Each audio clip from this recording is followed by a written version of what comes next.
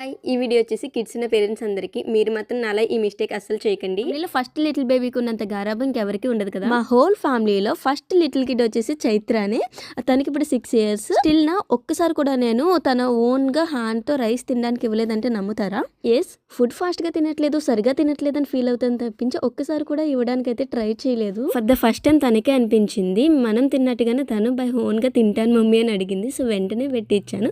చూస్తున్నారు కదా, ఎగ్జామ్ లో కాపీ కొట్టినట్టు కొడుతుంది.